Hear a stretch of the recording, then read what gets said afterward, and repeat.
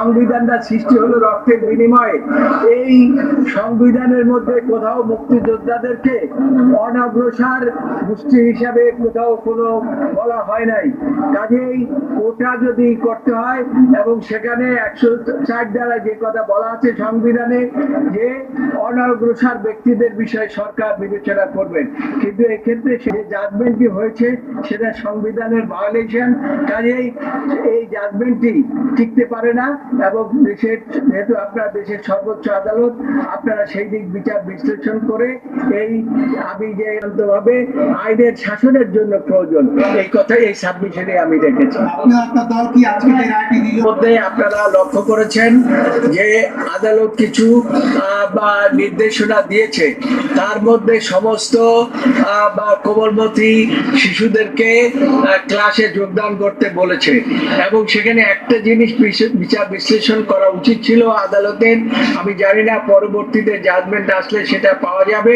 সেখানে কোমলমতি এই যে ছাত্রদের মধ্যে যারা প্রতিনিধিত্ব করেছে, আপনারা জানেন গত 2-3 দিন পর্যন্ত সরকারের একটা কমিটি করে দেওয়া হয়েছিল।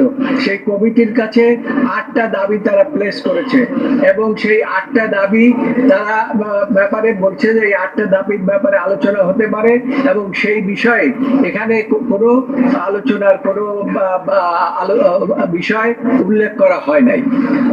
এখানে তো কোটা বিষয়, এই হত্যার বিষয়ে আমাদের, আপনারা যে কথা আমাকে প্রশ্ন করেছেন যে আমাদের দলের বিষয়, এই দলের বিষয় হচ্ছে দল কোনো এটার সাথে সম্পৃক্ত না। এই আন্দোলনের সাথে দলের কোনো সম্পৃক্ততা নাই। এই ঘোষণাটা আওয়ামী লীগ দিয়েছে।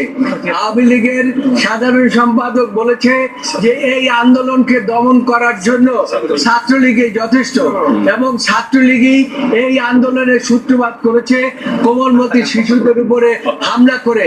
এইটা দেশের জনগণ কোনোদিনই কামনা করে না, আদালতও কামনা করে না, আমরা দেশের সচেতন নাগরিক আপনারাও কামনা করেন না এবং সাংবাদিকরাও এটা কামনা করে না।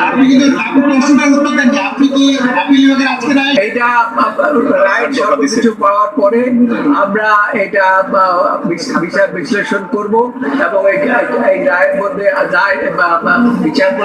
প্রধান বিচারপতি নিজেও বলেছে যে পরবর্তী আমরা যা যা দরকার সেগুলো এই রায়ের মধ্যে আমরা উল্লেখ করবো।